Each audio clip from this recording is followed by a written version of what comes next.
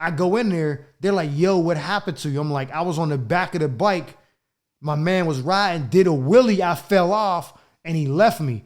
He was like, what? I'm like, I was on the back of my man's bike. He did a wheelie. I lost control. I fell off on my shoulder and he like took off. I'm thinking he gonna be like, yo, your friend would really leave you like that? The dude said, I swear to God, he said, why was you on the back of another dude's bike? All I get here is Hurricane saying 2 wheels, 4 balls. That's never a go.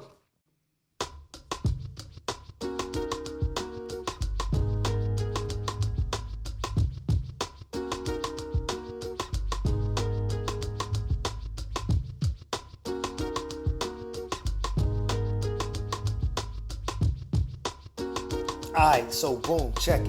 Now ain't that how every great story start out? Now why would mine be any different? These are the Chronicles of Mike Murphy. Welcome back to another episode of the Chronicles of Mike Murphy with your narrator, comedian Mike Murphy. One of the best storytellers to ever do it, in my humble opinion. So I hope you enjoyed the 3-part series that I dropped last week about how I went from serving time to serving my country, where I basically depicted a story of how I went from a juvenile delinquent to honorably serving my country in the United States Army. If you didn't see it, go back and check it out. It's a great 3-part series I think you'll enjoy. If you did like it, subscribe to the channel. If you haven't, like, comment, share the video. Do what you can to help me build this channel up. I greatly appreciate it. So in today's episode, I got to take y'all back to May 2nd of 2008 to tell you how I found myself crashed out on the side of a road on a hillside, bleeding, covered in leaves, and needing reconstructive surgery. But before I get to that point, I got to go back a few months and tell you what led up to that frightful night. So I got home from the military in August of 07. A couple months goes by. It's maybe March. I'm at the mall. I run into my man Hurricane, who I talked about in part 1 of the series last week. He was a counselor at the CIS program that I was in when I was on house arrest. Me and him had stayed close throughout the years. Now, he was a boxer. So when I see him in the mall, I'm like, yo, you still boxing? He like, yeah, wow, what's up? I'm like, I want some lessons if you can. I'm trying to get nice. I ain't trying to compete. End up like Bronner, you know what I'm saying? Adrian Broner. I ain't trying to be like that. I just want to get nice with it. You know what I'm saying? He's like, oh, I got you. We exchange numbers. We start linking up, learning boxing. Now, before I ever step foot in the ring, I'm going to his house for strength and conditioning. Sometimes we hit the mitts, but it's basically just we working out and we building up our cardiovascular endurance. We getting in shape so we can get into the ring and learn the fundamentals. One day I pull up to his crib and he's like, yo, we can't train the full time today because I got to go pick up my motorcycle from Tarentum. But I need you to ride out there with me in my car and bring my car back. I'm like, oh, you got a bike? He's like, yeah, I got a sport bike. I'm like, oh, that's dope. I've been wanting to learn how to ride, but I'm afraid. He said, why?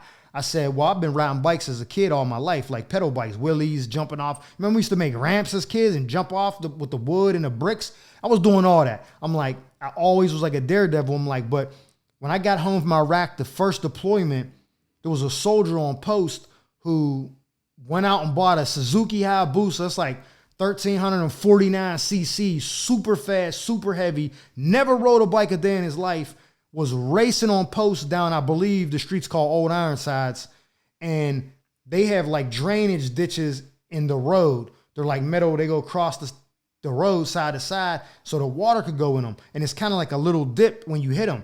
Him and dude is racing, doing like a $120 on post. He hits the dip, loses control, hits a telephone pole, gets like thrown into it. I want to say he kind of got decapitated or messed up really, really bad.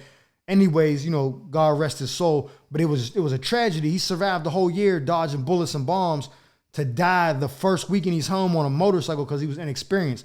I didn't want that to happen to me. So I'm telling Hurricane, like, yeah, that got me shook. He's like, nah, bro. CCAC, which is Community College of Allegheny County, offers a free motorcycle safety course. They teach you how to ride on their bikes. You take the test and all that. And then at the end of it, you get your license. I'm like, oh, and he's like, and it makes your insurance go down because you got that course. I'm like, oh yeah, I need that. He's like, yeah, look into it. You know what I'm saying? And if you want, you know, get you a bike. I'm like, cool. I take Hurricane to pick up the bike. I'm following him back in his car for about 4 minutes. And then he disappears. He must have been doing 120, 130 on Route 28, open road. He's gone. Right, that right there piqued my mind. I'm like, oh yeah, now I got to get me a bike. That looked like that's what I need to be doing. You know what I'm saying? That's not what you need to be doing for anybody out there listening. This is what I thought I needed to be doing, but that ain't it. So when I finally get back to his house, I'm like, yo, I got to get a bike, dog. I'm looking at his bike like, man, that thing is crazy. And I remember being like, yo, why don't you ride me around the block one time? He was like, nah, 2 wheels, 4 balls. That don't work. I'm like, what you mean? He's like, nah, I don't ride dudes on my bike. That's the first rule. You got to learn that. You never ride a dude on your bike. That's gay. I'm like, all right, bro, I ain't know the rules. I just wanted to spin around the block. But he's like, nah, I ain't doing that. I'm like, all right, bet. He's like, yo, but I'm in a club. Why don't you come hang with us, see if you like the scene? You might want to join the club. Maximalist Sport Bike Riders. I'm like, all right, cool. When we going out? Whenever it is, we hook up. I go out, hang with these dudes. I meet the president. My man's sick with it. I meet everybody in the club, most of the members. We have a good time. Now, I'm liking the scene, the bike club scene. I'm liking the sport bikes. I'm already hooked. So now I'm looking for bikes on Craigslist every day. Every day I'm looking. Now, I told you this is in 2008. I come across a 2006 GXSR 750. Now, I went with the 750 because Hurricane told me, you don't want to get a 1000. That might be too much for you. But a 600 might be only good for one season because you're going to get good at it and it ain't going to be enough. So I'm thinking, well, 750 got to be the happy medium. And I remember dude getting a booster that was a 1349, and I definitely didn't want that. So I find this GXSR 750. It's black and yellow like the Pittsburgh Pirates. I'm like, oh, this is a hometown. I got to get this. It's the hometown colors. I go out there. I meet the dude. Me and the dude's talking. We agree on a price. I'm like, all right, I'm going to go to the bank. I'll be back. Now, I don't know how to ride a motorcycle. So I call up my young boy, Mister. I'm like, yo, bro, I'm buying this bike. Yada, yada. You know what I'm saying? Why don't you ride out there with me? Grab the bike, ride it back to my house, and then I'll take you to your car. He like, cool. Me and Mister ride out there. We do the bike. We transfer everything over. But when we leave, and the bike keeps cutting off. So I take it to dude like, yo, what's going on with this? He finds out that the sensor that goes from the kickstand is messed up. So it keeps thinking the kickstand is down and it's cutting the bike off as a safety precaution. So he finally fixes it, but it takes so long to fix it that Mister's car is at a rim place getting new tires put on it. And the rim shop closes before we can get there because we took so long. So when we get to the house, Mister's like, yo, bro, like, I ain't got my whip. I'm like, nah, don't worry about it. You could use my car till the morning because it ain't your fault. Like, you know, just take me back to my house. And, you know, you can leave with my car, I'll get you in the morning. He's like, bet. So while we in the hood dropping Mister off, I see my man Black T. Now, Black T had a black 05 Yamaha R1. Clean. It was all airbrush, custom paint. Crazy. And he's like, yo, what's up, bro? You still getting that bike? I'm like, yo, I just bought it. It's at the crib. He's like, yo, why ain't y'all riding? I'm like, I don't know how to ride a bike yet, bro. Like, my course is in 1 week. He's like, oh, man, what? I could teach you how to ride in 20 minutes in your parking lot. I'm like, for real? He's like, man, it's easy. Let me tell you something right now. It's not easy, and you should never do that. This is the first red flag. You should never learn how to ride in 20 minutes in your parking lot by a nigga from your hood. That's not it. So anyways, I'm like, word, bet. Follow me to my crib. Mister drops me off, takes my car. Black T comes out, follows me out there. He see the bike. He like, this thing clean. We talking. Now I'm in my parking lot on a bike, just going in circles, learning how to shift, learning how to control the bike, the basics, right? So now I kind of get a little, okay, yeah, let's take it out on the road. He's like, you ready? I'm like, yeah, let's go. I'm with Black T for like 3 hours. We riding through the hood, down Penn Ave. We out. I'm having fun. I keep stalling at every single traffic light. That's going to be a key part of the story later on. I keep stalling out because I don't have the good clutch control yet with the throttle. So every stop, green light, I stall out. So I'm kind of getting better at it, but it's still happening. So I'm riding with him. It starts to get late.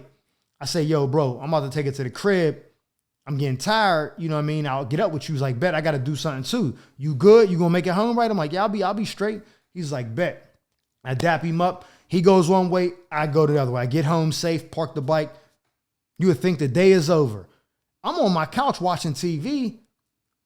My man who got indicted in the other story, my man Bevy, calls me. Yo, bro, I need you right now. I'm like, what's wrong? He like, some dudes got me trapped in the Mingo. This was a bar on the Hill District of Pittsburgh. I think it's closed now. It was a dangerous place. But he's like, some dudes got me pinned in here. I need you to bring the Mac to the Mingo. In the DA video, I told y'all that I had the Mac at my house. under the couch when the feds found it. So this Mac is at this house. He's like, you got to bring it down. Now I got a conundrum. I don't have my car. Mister has it. He needs me right now, but all I got is the bike. If you ever seen a Mac 11, you know how big it is.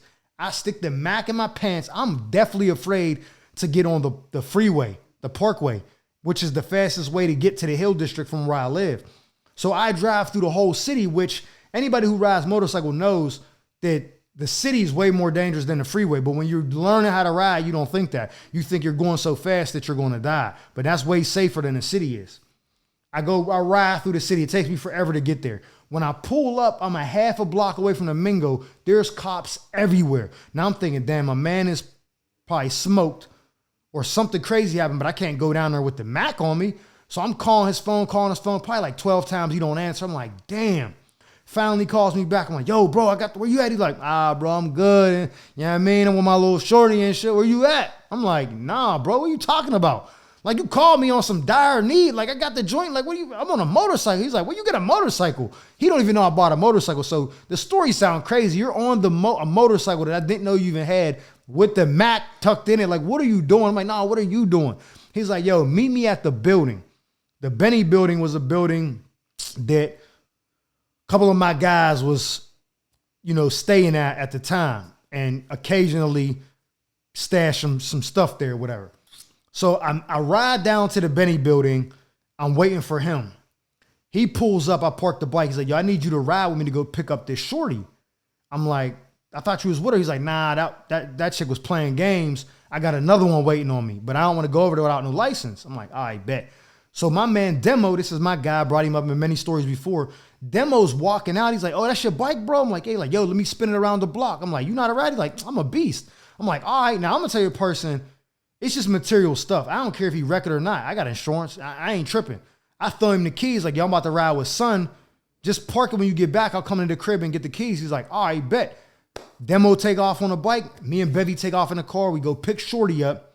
We come back to the building. As soon as we pulling up, I hear Demo. Wah, wah, wah, wah, wah. He's pulling up. Perfect timing. He give me the bike. Dap him up. He's like, yo, you don't know what you're doing with that, bro. I'm like, nah, I'm nice with it, fronting. He like, be safe. I'm like, bet. I jump on the bike. I'm headed home. It's like 2:30 in the morning now. The clubs is closed, everything. I'm 2 blocks away from my house, but it's up a hill. I'm at a red light. I stalled out so many times on this hill because I was like in 3rd gear, not realizing that 750 don't got enough torque to let you start out on 3rd gear, especially when you trash with the clutch. I stalled out so many times that the light changed twice. So it cycled through 2 times on me, right? Then all of a sudden, some dude pulls up, woo, woo, woo, woo, right next to me.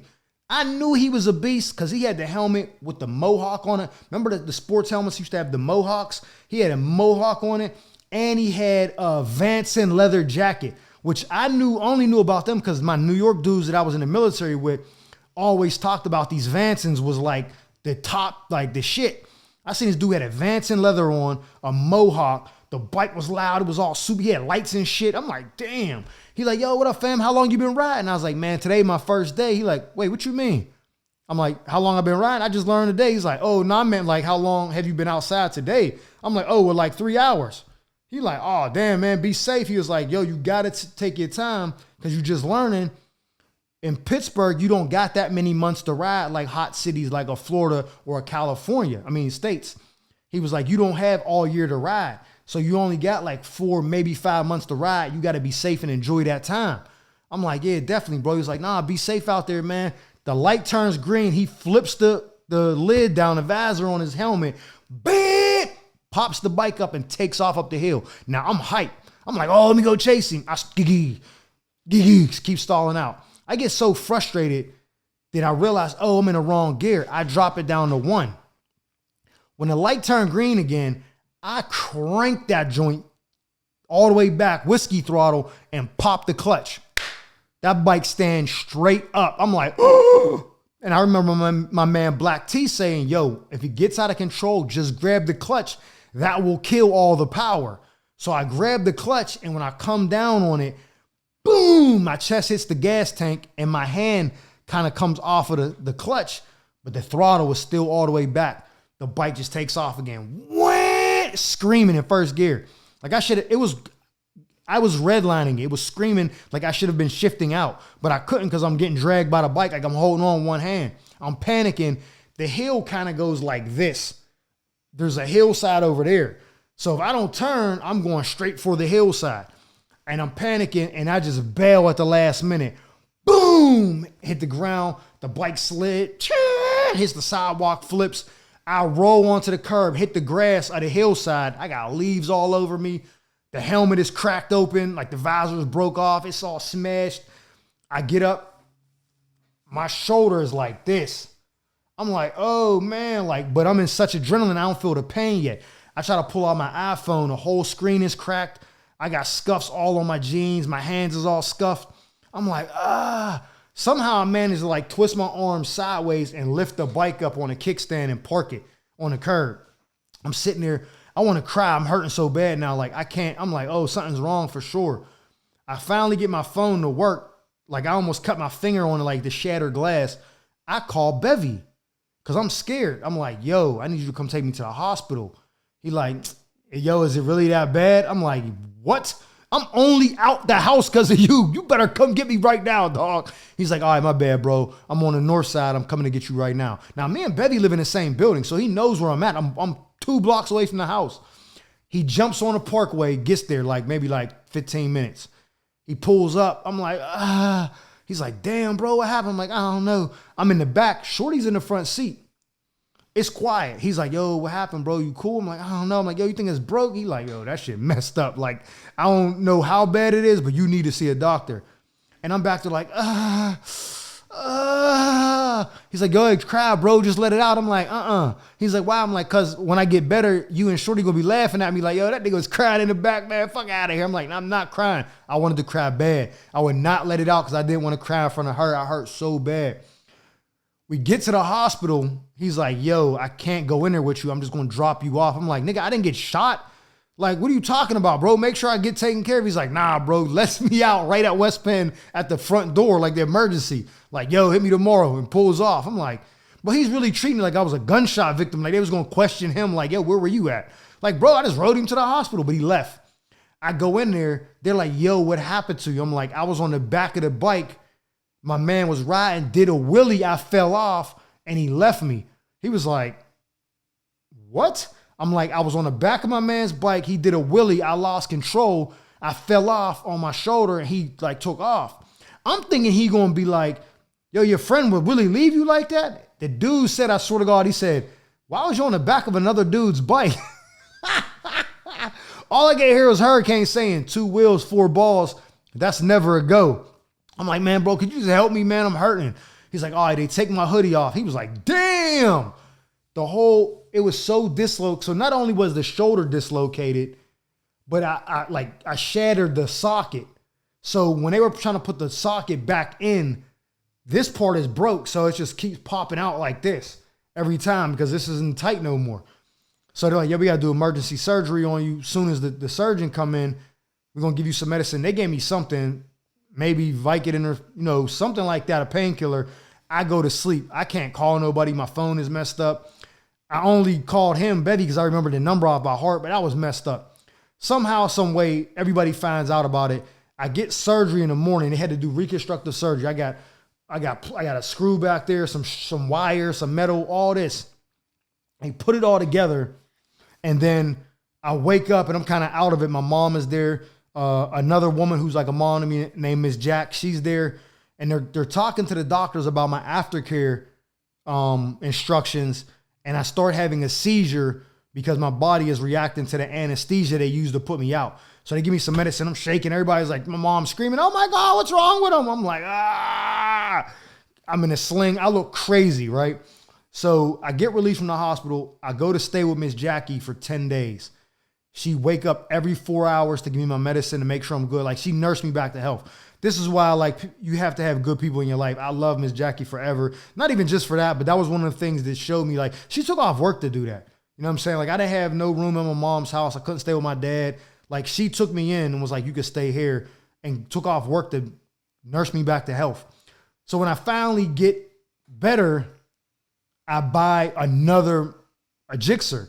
And I already told that story about how I got hit by the drunk driver on that Gixxer. So then I go out and buy the same CBR 929 Arion Racing Edition that I saw Hurricane have, but this one got a full exhaust, the power commander, it's loaded. It's probably worth about 12 grand at the time. I got it off dude for like 4 stacks. It was laid out, you know what I'm saying? No, not 12. It was probably worth about 9,500. I'll say that. And I'm gonna tell you why I know. I got that bike, I had it for a couple weeks. I went to the VA for a doctor's appointment for them to check out my shoulder to see how it's healing from the surgery. And as I'm leaving the VA in the parking lot, I practice in wheelies. I pull it up one time and lose control and crash into a fire hydrant in the VA hospital parking lot. I wreck it. They send the ambulance right around the corner, pick me up and take me right back into the hospital. And I had damaged some of the work from the first surgery, but not too bad where they had to go back in and do it again. But they tightened that up and got it fixed and they wrapped me up and all that. But that's how I wrecked the first 3 bikes that I had in the first year of riding. Like that, when I crashed that Honda, when I was wheeling in the parking lot, that was in September of 2008. I bought the first bike in May. And when I crashed in May, my CCAC course was supposed to be a week later. And I crashed and I had to reschedule it. So from May to August, I went through 3 motorcycles. One was definitely my fault. The second one got hit by a drunk driver. And the third one I was wheeling and crashed into a fire hydrant. So this ain't technically a part 1, but on the next episode is going to be how I end up back with Black T again, who taught me how to ride in a parking lot and buying that R1 off of him and what happened with the R1. So if you want to hear that one, stay tuned. This will drop in a couple days and they're connected. Like I said, it's not really a part 1 and part 2, but they're interchanged. So look, these are the Chronicles of Mike Murphy, man. Like I said, if you like the video, subscribe, comment, share. Do whatever you can to help me build this channel, man. I greatly appreciate it, man. So until next time, man, y'all be safe. These are the Chronicles of Mike Murphy.